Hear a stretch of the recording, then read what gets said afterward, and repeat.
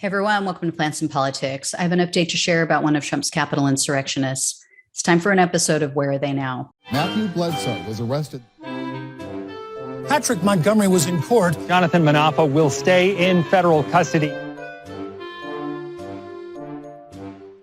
No, I don't take responsibility at all. 66-year-old Tennessee resident Clifford Meteer posted on Facebook on January 5th, and he wrote, quote, "I'll be in D.C. on the 6th protesting the stolen election." And a witness told the FBI that Meteer posted additional statements on Facebook regarding January 6th, but then he deleted them. Meteer was also seen on surveillance video entering the Capitol. He was carrying a sign which read, quote, "Save the Republic." That was on one side, and the other side said, "Stop the steal." On January 7th, Meteer wrote in a private Facebook message, quote, "I was in the Capitol." Winky smiley face. In another private Facebook message sent on January 8th, Meteer sent photos that he took while he was inside the Capitol. And he wrote, quote, "I was one of the idiots scaling the wall. I was very near where the vet was shot." He followed that up with, quote, "That picture of the Cap police was when they were pushing us out. No one resisted. Also note, no vandalism, no graffiti. We weren't making trouble. There was 2 kids I saw trying to kick in a door. Someone told them to stop and they did." The person with whom Meteer was communicating asked him about the broken windows and theft and other destruction that they probably heard about in the news. And Meteer replied, quote, "I walked past the speaker's office and no one bothered it. Maybe it happened after I passed. All the news coverage is extremely overblown. I was there. The insurrection was trying to frame Pres Trump with the collusion delusion. I saw no violence, no vandalism, no mayhem. Once the sacred vote is violated, a patriot's duty is to rattle the cage, to remind them who really runs the show." Meteer repeated this revisionist history in public posts as well. He wrote, quote, "I was there, no riot. Trump lives matter. I was right where our honored veteran was viciously assassinated. Dems protest by looting Walmart. Reps protest by petitioning Congress. And their answer is a modern day Boston massacre." A massacre. They are so drama. He also tried to excuse away the attack, writing on January 7th, quote, "The Democrats stealing the election is the cause of loyal citizens storming the Bastille. That's our house. They don't get to disregard our vote." And then by January 14th, he became even more indignant on Facebook, if you can believe it. Meteer stated, quote, "On November 3rd, Democrats stole the presidential election. On January 6th, patriots reminded them they will not get away scot-free." And as of August of last year, it appears Meteer had become completely emboldened. He probably was thinking he wasn't going to face any consequences. So he was totally defiant. In an interview with 10 news outlet, he said, quote, "I am not ashamed. I am proud of it. Perhaps there was a reason to be scared. Perhaps the guilt of stealing the election."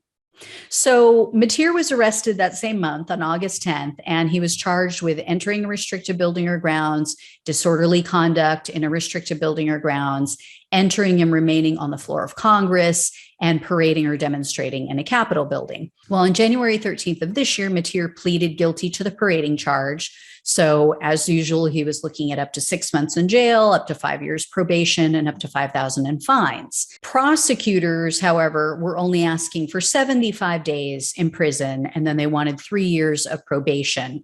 And they cited Meteer's lack of remorse and his prior criminal history as the reason why they said he needed to spend some time behind bars.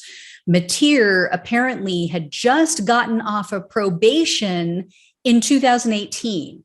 So this was for the felony crime of tampering with evidence, and then also a misdemeanor conviction for criminal possession of a weapon. So seems this guy's a slow learner. And once again, we have another Capitol insurrectionist with a sense of entitlement. He clearly doesn't think that rules apply to him. So anyway, in a pre-sentencing memo, Meteer's attorney told the court that although his client understands that it was wrong to enter the Capitol, he, quote, still holds certain beliefs about the results of the election. And in court, Meteer's attorney said, quote, I've tried to convince him that the 2020 election was legitimate. So U.S. District Judge Carl Nichols presided over Meteer's case. He's been kind of hit and miss. He's been one of the better judges in sentencing. However, he's also the judge that dropped an obstruction charge and said that prosecutors couldn't charge obstruction in these cases. And this is even though he's a Trump appointee, but he seems to be pretty ethical in his decisions, unlike McFadden and Friedrich. At the sentencing hearing, Judge Nichols noted that Meteer's conduct was, quote, obviously not as severe as others, but then he said that there was no question that Meteer knew he wasn't allowed to enter the building.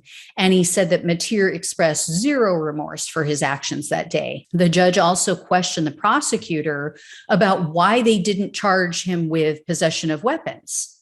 Evidently, when the FBI searched Meteer's home, they found 10 weapons at his house.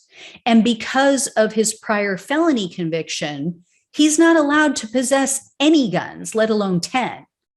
So the prosecutors gave some bullshit answer about, we're deferring to federal prosecutors in the Eastern District of Tennessee, and it's up to them, blah, blah, blah. Judge Nichols then expressed concern for Meteer's respect of the rule of law. Obviously, he doesn't. And he said that he considers Meteer to be of moderate risk of recidivism. He also said that while Americans have every right to protest, and even election results, he said, quote, one must do so lawfully. And with that, Judge Nichols sentenced Meteer to 60 days in jail, 36 months of probation, and 60 hours of community service. And he ordered him to pay $500 in restitution. So I would have liked to see more time behind bars for this guy, especially because of his recent criminal history, but at least he didn't get Netflix and chill. Right? I mean, that's what we keep seeing. And unlike Judge Nichols, I don't think that there's a moderate risk of Meteer committing a new crime. I think there's a 100% chance that he's going to commit future crimes and be arrested again. Prove me wrong, Meteer. So, but this guy's clearly deluded and he clearly believes he's above the law. It's just simple. If you just got off of probation and you're out criming again, 3 years later, not even 3 years later, come on. No, he has no respect. So anyway, guys, that was one of the better ones, but I will let you know when we hear more about this guy. So thanks again for watching and listening. Take care. I'll talk with you soon.